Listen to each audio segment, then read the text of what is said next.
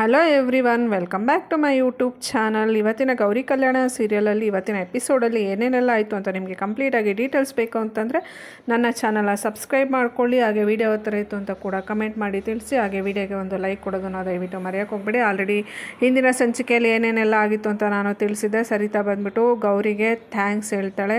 So ಅದರಿಂದ ಗೌರಿ ಕೂಡ ತುಂಬಾ ಖುಷಿ ಪಡ್ತಾಳೆ. ಸೊ ಆದರೆ ಸರಿತಾ, ನೀನನ್ನು ನಾನು ಸೊಸೆ ಅಂತ ಅಕ್ಸೆಪ್ಟ್ ಮಾಡ್ಕೊಂಡಿದ್ದೀನಿ ಅಂತ ಹೇಳ್ಬೇಡ, ನನ್ನ ಮಗನ ಪ್ರಾಣ ಉಳಿಸಿರೋ ರೀಸನಿಗೋಸ್ಕರ ನಾನು ನಿನಗೆ ಥ್ಯಾಂಕ್ಸ್ ಅಂತ ಹೇಳಿದ್ದೀನಿ ಅಂತ ಹೇಳಿಬಿಟ್ಟು ಸರಿತಾ ಹೋಗ್ತಾಳೆ. ಸೊ ಹೋದ್ಮೇಲೆ ಅಜ್ಜಿಗೆ ಮತ್ತು ಗೌರಿಗೆ ತುಂಬಾ ಖುಷಿಯಾಗುತ್ತೆ. ಸೊ ಅವರಿಬ್ಬರು ತುಂಬಾ ಸೆಲೆಬ್ರೇಟ್ ಮಾಡ್ತಾ ಇರ್ತಾರೆ. ತುಂಬಾ ಖುಷಿಯಾಗಿ ಇಬ್ಬರು ನಗ್ತಾ ಮಾತಾಡ್ತಾ ಇರ್ತಾರೆ. ಅಜ್ಜಿ ಹೇಳ್ತಾರೆ, ಮಗಳೇ, ನಿನ್ನ ತಾಳ್ಮೆಗೆ ಒಂದು ಮೆಚ್ಚುಗೆ ಇರಬೇಕು ಗೌರಿ. ಸೊ ನಿನ್ನ ತಾಳ್ಮೆ ಇನ್ನು ಇದೇ ಥರ ಇದ್ದರೆ ನೀನು ಈ ಮನೆಯಲ್ಲಿ ತುಂಬ ಒಳ್ಳೆ ಸೊಸೆ ಅಂತ ಹೆಸರು ತಗೋತೀಯ. ಎಲ್ಲರೂ ನಿನ್ನನ್ನು ಸೊಸೆ ಅಂತ ಅಕ್ಸೆಪ್ಟ್ ಮಾಡ್ಕೋತಾರೆ. ಆ ದಿನಗಳು ತುಂಬಾ ಹತ್ರ ಇದೆ ಅಂತ ಹೇಳ್ಬಿಟ್ಟು ಅಜ್ಜಿ ಮತ್ತು ಗೌರಿ ತುಂಬಾ ಖುಷಿ ಪಡ್ತಾ ಇರ್ತಾರೆ. ಆಮೇಲೆ ಈ ಕಡೆ ವಿವೇಕ್ ಇದ್ಬಿಟ್ಟು ಗೌರಿ ಬಗ್ಗೆ ಯೋಚನೆ ಮಾಡ್ತಾ ಇರ್ತಾನೆ. ನಾನು ಎಂಥ ತಪ್ಪು ಮಾಡಿಬಿಟ್ಟೆ, ಇಷ್ಟು ದೊಡ್ಡ ಮನೆತನದ ಸೊಸೆ ಆಗಿದ್ದಾಳೆ ಗೌರಿ. ಸೊ ಅವಳು ನನ್ನನ್ನು ಹಾಸ್ಪಿಟಲಿಗೆ ಕರ್ಕೊಂಡೋದಾಗ ಹಾಸ್ಪಿಟಲಲ್ಲಿ ಟ್ರೀಟ್ಮೆಂಟ್ ಕೊಡಿಸೋದಕ್ಕೆ ದುಡ್ಡಿಲ್ಲದೆ ಡಾಕ್ಟ್ರ್ ಹತ್ರ ಕಂಡವ್ರ ಹತ್ರ ಎಲ್ಲ ಅವಳು ಕೈ ಮುಗಿಯೋ ಥರ ನಾನು ಮಾಡಿಬಿಟ್ಟೆ.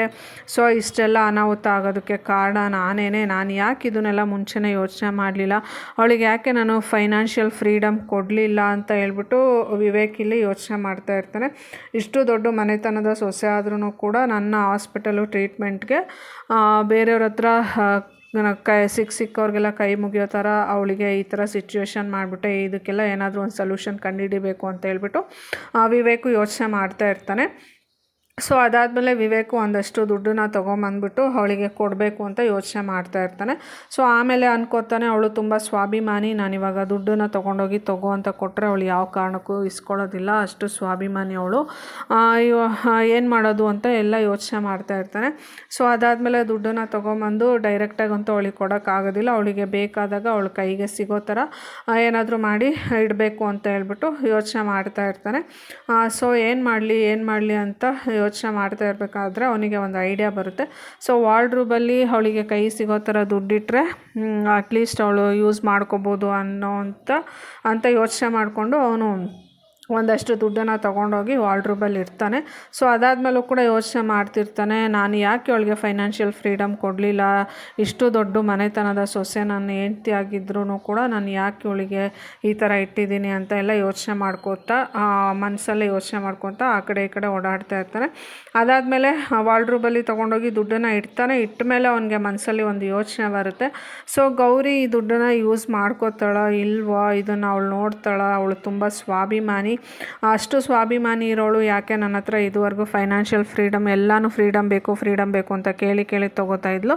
ಸೊ ಈ ಫೈನಾನ್ಷಿಯಲ್ ಫ್ರೀಡಮ್ ಯಾಕೆ ಅವಳು ಇದುವರೆಗೂ ಕೇಳಲಿಲ್ಲ, ಯಾಕೆ ತೊಗೊಳ್ಳಿಲ್ಲ, ಇಷ್ಟೊಂದು ಸ್ವಾಭಿಮಾನ ಇದೆ ಅವಳಿಗೆ ಅಂತ ಹೇಳ್ಬಿಟ್ಟು ಗೌರಿ ಬಗ್ಗೆ ಅವನು ಒಳ್ಳೆಯ ಅಭಿಪ್ರಾಯನ ವ್ಯಕ್ತಪಡಿಸ್ತಾ ಇರ್ತಾನೆ. ಹಾಗೆ ಗೌರಿ ಬಗ್ಗೆನೂ ಕೂಡ ಯೋಚನೆ ಮಾಡ್ತಾ ಇರ್ತಾನೆ. ಅದಾದಮೇಲೆ ಅನ್ಕೋತಾನೆ, ಸೊ ನಾನು ಗೌರಿನ ಹೆಂಡ್ತಿ ಅಂತ ಅಕ್ಸೆಪ್ಟ್ ಮಾಡ್ಕೋತಾ ಇದ್ದೀನ, ಹೆಂಡ್ತಿ ಅಂತ ನಾನು ಆಲ್ರೆಡಿ ಅಕ್ಸೆಪ್ಟ್ ಮಾಡ್ಕೋತಾ ಇದ್ದೀನ, ಯೋಚನೆ ಈ ಥರ ನನ್ನ ಮನಸ್ಸಲ್ಲಿ ಯೋಚನೆ ಎಲ್ಲ ಬರ್ತಾಯಿದೆ, ನನ್ನ ಲೈಫಲ್ಲಿ ಏನೇನೆಲ್ಲ ಆಗ್ತಿದೆ, ಸೊ ಏನು ಮಾಡೋದು ಅಂತ ಹೇಳ್ಬಿಟ್ಟು ವಿವೇಕು ಒಂಥರ ಏನೋ ಯೋಚನೆ ಮಾಡಿಕೊಂಡು ಓಡಾಡ್ತಾ ಇರ್ತಾನೆ.